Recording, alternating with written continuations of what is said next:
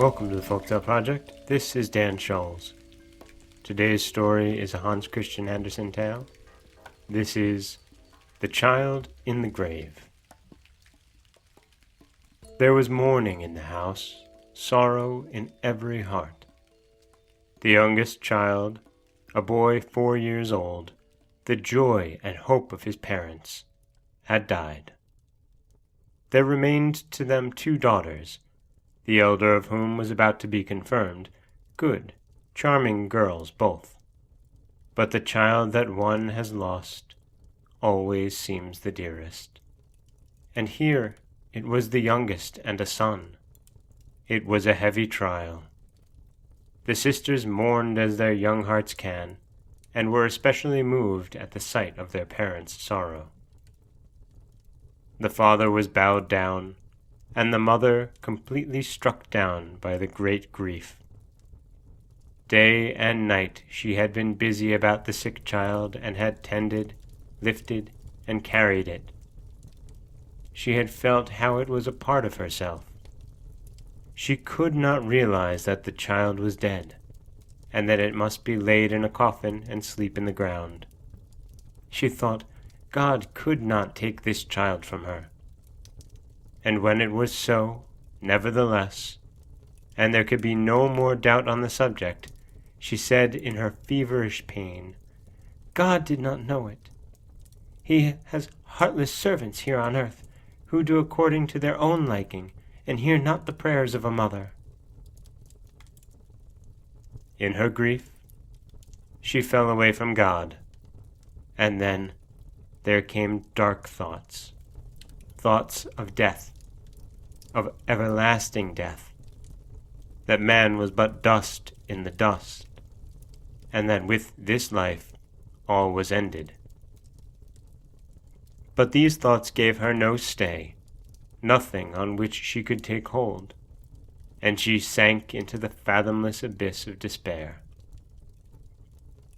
In her heaviest hours she could weep no more, and she thought not of the young daughters who were left to her. The tears of her husband fell upon her forehead, but she did not look at him. Her thoughts were with the dead child. Her whole thought and being were fixed upon it, to call back every remembrance of the little one, every innocent, childish word it had uttered. The day of the funeral came. For nights before, the mother had not slept. But in the morning twilight she now slept, overcome by weariness, and in the meantime the coffin was carried into a distant room, and there nailed down that she might not hear the blows of the hammer. When she awoke, and wanted to see her child, the husband said, "We've nailed down the coffin. It was necessary to do so." "When God is hard towards me, how should men be better?" she said, with sobs and groans. The coffin was carried to the grave. The disconsolate mother sat with her young daughters. She looked at her daughters, and yet did not see them, for her thoughts were no longer busy at the domestic hearth. She gave herself up to her grief, and grief tossed her to and fro, as the sea tosses a ship without compass or rudder. So the day of the funeral passed away, and similar days followed of dark, wearying pain. With moist eyes and mournful glances the sorrowing daughters and the afflicted husband looked upon her who would not hear their words of comfort. And indeed, what words of comfort could they speak to her, when they themselves were heavily bowed down? It seemed as though she knew sleep no more, and yet he would now have been her best friend, who would have strengthened her body and poured peace into her soul. They persuaded her to seek her couch, and she lay there still, like one who slept. One night, her husband was listening, as he often did, to her breathing, and fully believed that she had now found rest and relief. He folded his arms and prayed, and soon sank into a deep, healthy sleep. And thus he did not notice that his wife rose, threw on her clothes, and silently glided from the house to go where her thoughts always lingered, to the grave which held her child. She stepped through the garden of the house and over the fields where a path led to the churchyard. No one saw her on her walk. She had seen nobody, for her eyes were fixed upon the one goal of her journey. It was a lovely starlight night. The air was still mild. It was the beginning of September. She entered the churchyard and stood by the little grave, which looked like a great nosegay of fragrant flowers. She sat down and bowed her head low over the grave, as if she could have seen her child through the intervening earth, her little boy, whose smile rose so vividly before her, the gentle expression of whose eyes, even on the sick-bed, she could never forget. How eloquent had that glance been, when she had bent over him and seized his delicate hand, which he had no longer strength to raise. As she sat by his crib, so she now sat by his grave. But here her tears had free course and fell thick upon the grave. "Thou wouldst gladly go down and be with thy child," said a voice quite close to her, a voice that sounded so clear and deep it went straight to her heart. She looked up, and near her stood a man wrapped in a black cloak, with a hood drawn closely over his face. But she glanced keenly up and saw his face under his hood. It was stern, but yet awakened confidence, and his eyes beamed with the radiance of youth. "Down to my child," she repeated, and a despairing supplication spoke out of her words. "Darest thou follow me?" asked the form. "I am Death." And she bowed her head in acquiescence. Then, suddenly, it seemed as though all the stars were shining with the radiance of the full moon. She saw the varied colors of the flowers on the grave, and the covering of earth was gradually withdrawn like a floating drapery. And she sank down, and the apparition covered her with a black cloak. Night closed around her, the night of death, and she sank deeper than the sexton's spade can penetrate, and the churchyard was a roof over her head. A corner of the cloak was removed, and she stood in a great hall which spread wide and pleasantly around.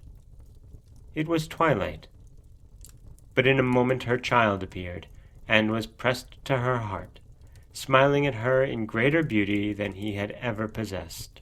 She uttered a cry, but it was inaudible.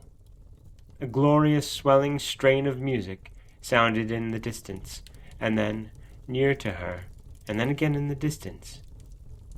Never had such tones fallen on her ear. They came from beyond the great dark curtain which separated the hall from the great land of eternity beyond. "My sweet darling mother," she heard her child say. It was the well-known, much-loved voice, and kiss followed kiss in boundless felicity, and the child pointed to a dark curtain. "It is not so beautiful on earth. Do you see, mother? Do you see them all? Oh, that is happiness." But the mother saw nothing which the child pointed out, nothing but the dark night. She looked with earthly eyes, and could not see as the child saw, which God had called to himself. She could hear the sounds of the music, but she heard not the word in which she was to believe. "Now I can fly, mother. I can fly with all the other happy children into the presence of the Almighty. I would fain fly, but if you weep as you are weeping now, I might be lost to you. And yet I would go so gladly. May I not fly? And will you come to me soon? Will you not, dear mother?" "Oh, stay, stay," entreated the mother. "Only one moment more.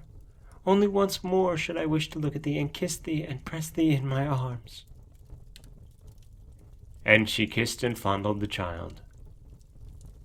Then her name was called from above, called in a plaintive voice. What might this mean? "Hearest thou?" asked the child. "It is my father who calls thee." And in a few moments deep sighs were heard, as of weeping children. "They are my sisters," said the child. "Mother, you have surely not forgotten them." And then she remembered those she had left behind. A great terror came upon her. She looked out into the night, and above her dim forms were flitting past. She seemed to recognize a few more of these. They floated through the hall of death toward the dark curtain, and there they vanished. Would her husband and her daughter thus flit past? No. Their sighs and lamentations still sounded from above, and she had been nearly forgetting them for the sake of him who was dead. "Mother, now the bells of heaven are ringing," said the child. "Mother, now the sun is going to rise." And an overpowering light streamed in upon her. The child had vanished, and she was borne upwards. It became cold round her, and she lifted up her head, and saw that she was lying in the churchyard, on the grave of her child.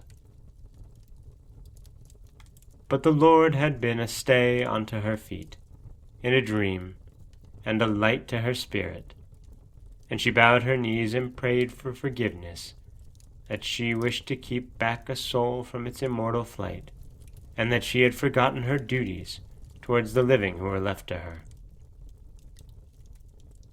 And when she had spoken those words, it was as if her heart were lightened. Then the sun burst forth, and over her head a little bird sang out, and the church bells sounded for early service. Everything was holy around her, and her heart was chastened. She acknowledged the goodness of God.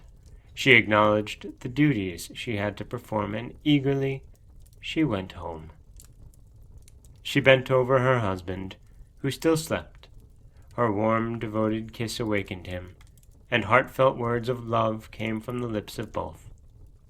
And she was gentle and strong, as a wife can be. And from her came the consoling words, "God's will is always the best." Then her husband asked her, "From whence hast thou all at once derived this strength, this feeling of consolation?" And she kissed him, and kissed her children, and said, "They came from God, through the child in the grave." And that is Hans Christian Andersen's The Child in the Grave. This is Dan Scholes for the Folktale Project. Don't forget that you can subscribe to the podcast on iTunes, SoundCloud, Stitcher, Google Play, Overcast, anywhere that you like to get your podcasts. You can follow us on Twitter at Folktale Project. You can find us on Auto Radio and TuneIn Radio. And you can always head over to folktaleproject.com, where you'll find a new story waiting for you every weekday morning. Thanks for listening.